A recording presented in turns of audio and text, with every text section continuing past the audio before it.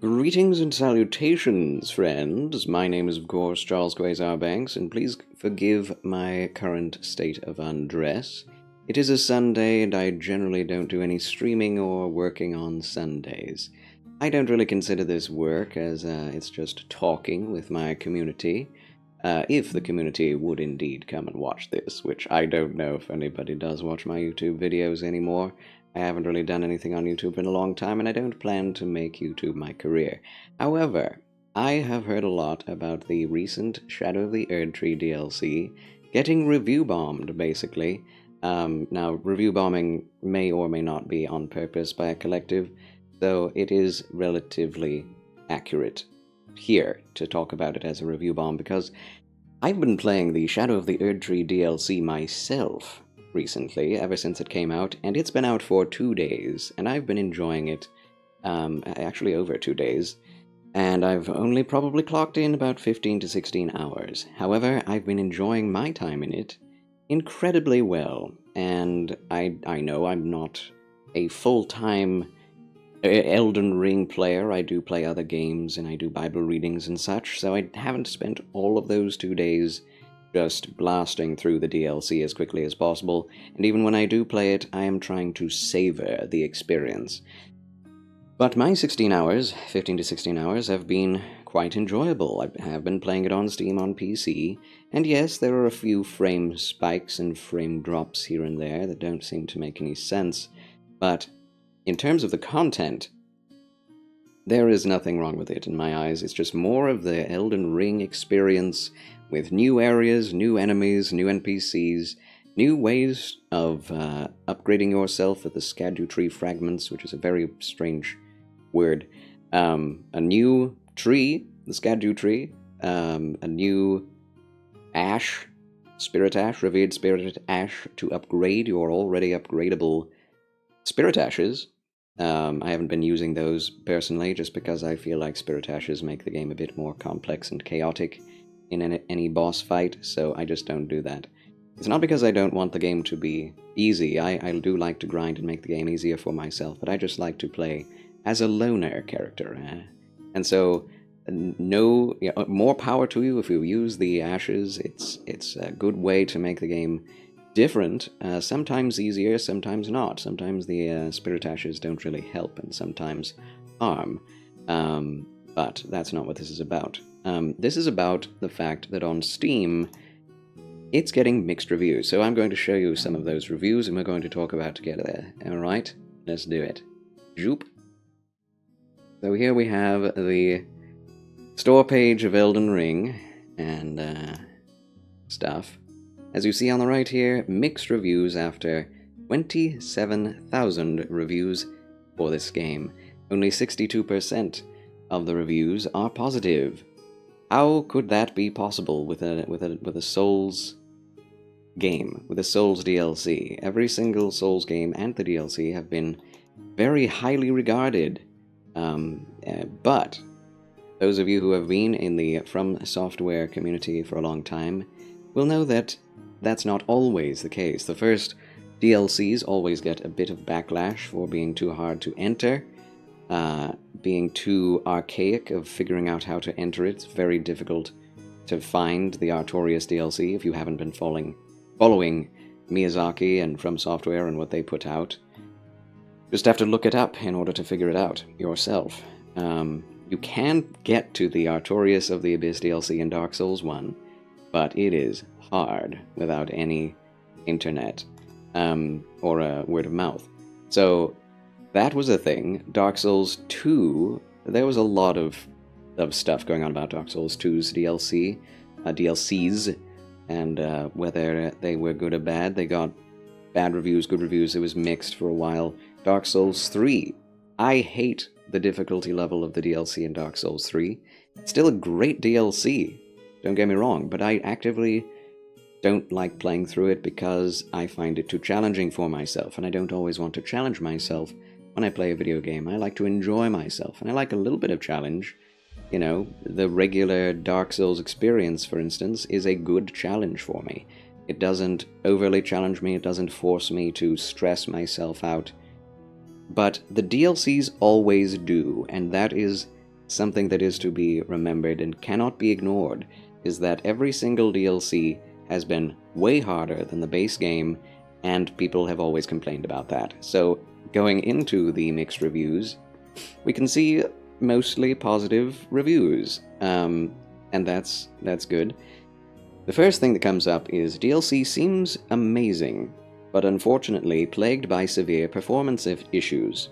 The base game runs great, but for some reason, I have severe FPS drops and stutter in the DLC. In certain areas it's just completely unbearable, in other areas there are just random FPS drops. One greater enemy feels more like a slideshow. For me, the only acceptable part was the jail so far. I do not recommend purchase until fixed. That is, I would say, the most valid negative review the game has gotten. Now, I've heard that people with much better PCs are not experiencing as bad of issues with the FPS. I will say this, though. Every single From Software game that has ever come out has bad FPS drops when it first releases. Most of the games get day one patches that improve it but never fix it. And the same is true of Elden Ring. It runs smoothly 90% of the time now, but even then, on lower-end PCs or middle-end PCs, there are still frame drops. You are going to notice it, especially if you run those diagnostics and analytics with NVIDIA or something. So this is definitely something that needs to be fixed. It has never gotten me... Well, I think it's gotten me killed once in the midst of a boss fight, and frame rate tanked right before the enemy attacked, and I couldn't see what was happening. So I died because of that. So that does need to change. However, it has not been so much that it has hindered my enjoyment of the DLC. As he said, DLC seems amazing, but plagued by severe performance issues. And again, many people have had differing experiences of these performance issues. For me, it's been fine. It's been maybe every once in a while, maybe every 20 minutes, I'll get a crazy frame drop. So, and that lasts for like 2 seconds, 2 or 3 seconds, which is bad enough, and that does need to be fixed. Would I put a negative, critique review saying not recommended until this is fixed? No, I never would. That doesn't matter to me as much. Performance issues, I don't care about very much. Does it hinder the experience of some people? Yes, more than others. So that is valid. Next, Blue Flower Play says performance issues. The DLC runs worse than the main game. Please fix it. That's most of the things that I've been seeing. I've just completed all the main boss remembrances without summoning, so now I can give an informed opinion. In this guy going in on it. I want you to do a test. Watch videos of Lady Maria and Ralana. Now do the same thing for the Demon of Hatred next to Divine Beast. You will see in both cases that the ER DLC bosses are faster and more aggressive in a game with Souls player combat. So this is... And he says a lot of other stuff that is kind of ridiculous. But this is the main event here. This sort of content that these people are reviewing and talking about, where it has to do with difficulty, that is completely invalid. Now, I don't see more reviews than this. I don't know why. I could just go and look at all of the reviews. But that's kind of the sentiment, is that it's faster, right? It's faster than the other games. And this is something I had a problem with when Elden Ring originally released, is that the game has slower movement and attack speed of the player character than Dark Souls 3. And it's probably faster than Dark Souls 2, which is slow as molasses. I still love Dark Souls 2, but it's a very slow and tedious game to get through. It just depends on whether or not you like that pacing. Dark Souls 3 cranked it to 11 with the speed, and Elden Ring slows down the player character, but speeds up the bosses, which makes it, obviously, objectively, more difficult. Now the thing is, Millennia should have prepared us for this. The original game had achievements, but was tough but fair. Many reasons why reviews are mixed. DLC content cost almost as much as the cost of the first game. I mean, that is definitely... I mean, $40 for the size of the DLC, I think is valid, but they say it's unreasonable. Okay. Sing the praises, even if they only released 1/10 of this DLC. Form your own opinions, don't drink the From Software Kool-Aid. The community puts the game up on a pedestal that it doesn't deserve anymore. It took them 2 years to make DLC with no achievements. Lazy developers, refund pending. Oh, this guy's just saying that because there are no achievements. What? That's why he gave a bad recommendation. That's hilarious. Oh my goodness. So yeah, performance issues are definitely a problem that I want to see fixed. But barring that, the game it's a normal Dark Souls game. Every game has gotten harder and harder and harder, especially with the release of the DLC. The next game is new, different, but it's definitely always harder. Dark Souls 2 is much harder than Dark Souls 1, objectively, with the terms of, player speed versus boss speed, boss health, attacks, AI complexity has increased in every Souls game. Whether or not it feels more difficult to you or not is a subjective question, you know? Which do you think is the most difficult boss? You'll get all different choices of difficult bosses from anyone who plays the games. But it is true that the AI complexity and the intention behind making each new From Software game is that it would be harder than the last, because they are indeed catering to an audience, and it's an audience that expects challenge and an audience that wants to be challenged. I myself would be okay with a slightly increased challenge, but not to the degree of going way higher than Millennia. Millennia made me really mad because 99% of the game doesn't even go that fast, doesn't even have, like, anywhere near the difficulty level of Millennia, and then all of a sudden you get this crazy boss fight that's super fast, requires skill and dexterity that no other boss has in the entirety of the From Software catalog outside of Sekiro. So it's like taking a Sekiro boss and putting it into a Souls context. But here's the thing. The Souls community is now beating Millennia like it's child's play. And those who continue to play the game and continue to fight Millennia get better at her.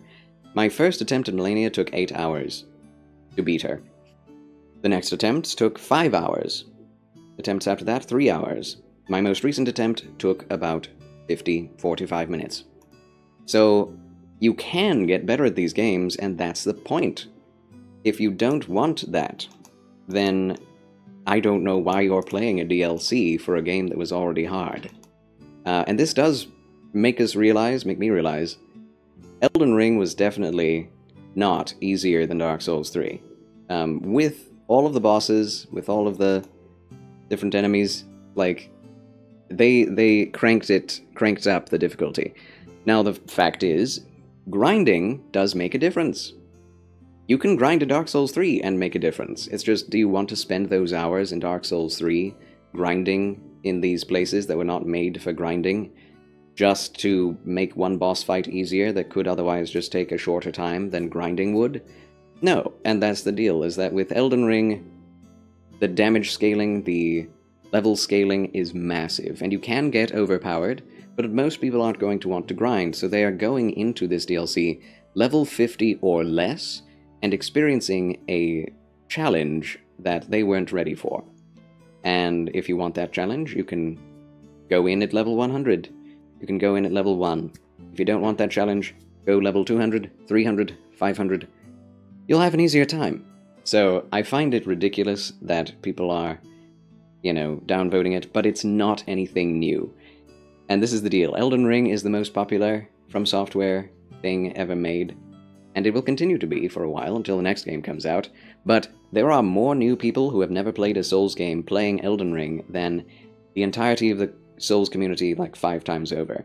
And those people, the majority of people playing Elden Ring, don't have context for this challenge. And that's why we're seeing such mixed reviews. They also don't have context for bad frame rate in From Software video games. Is it valid to complain about that? Obviously. But if anyone has played any of the previous original releases of a From Software game, you would have kind of expected this. So that's why, in a few weeks, when the community is done playing the game, has finished it, has gotten to all the bosses, we'll be seeing a different story. It will go positive yet again. But the people who are... It's only 2 days. Again, I have to say that again. They're not finishing the game. They are not doing all of the content. And doing all of the content makes you more powerful, right? They have not, obviously, found all of the crosses. Otherwise, they would have slightly easier time. Now, I'm not saying if you do all the content, it won't be hard at the end. Obviously, people are saying that Mesmer is harder than Melania, and even people who are massive fans of the entire gaming series of From Software's catalog are saying that. So, it's still going to be quite difficult. I haven't made it there, but... dude, take some time with the game. Get better at it. Play more of it, explore more, find more loot, find more armor, level up, get better at it, and you'll have an easier time. That's just the way it works. And people are wanting to just fly through the game in 2 days, and they've finished it, almost, some of these people, in 2 days. Let's see who actually played more than a few hours. How long did this guy play this game? Does it say? Does it say? It should. I thought it does. See full review. Yes. So, let's see. Blah, blah, blah. I thought it did. Maybe it doesn't. Maybe it doesn't. But, man, I thought it did. Either way, however long you've played through the game, I've played through, like, just random areas in the game, and it's just so fun to do so. I've just been having an amazing time enjoying my adventure. And if I'm still so frustrated at Mesmer that I don't even defeat him, I would still give the game a positive review, but I'm not going to give the game a review until I beat it. So, what are these people doing 2 days after they started it, a game that could potentially have 30 to 40 hours of content, not seeing it all and posting negative reviews? It's obviously bogus. There's no validity to anyone's no validity to anyone saying that the game is too hard, because all of these games are too hard until you've played them, and then you have an easier time with it. So, those are my thoughts on the DLC debacle. The answer is, get loot, explore, get more, get good. So thank you all so much for watching, hope you've enjoyed. Leave a like, subscribe, follow me on Twitch, and I'll see you in the next stream. Thanks for watching. Goodbye, goodbye, thank you, goodbye. The good Lord loves you, and so do I. Goodbye.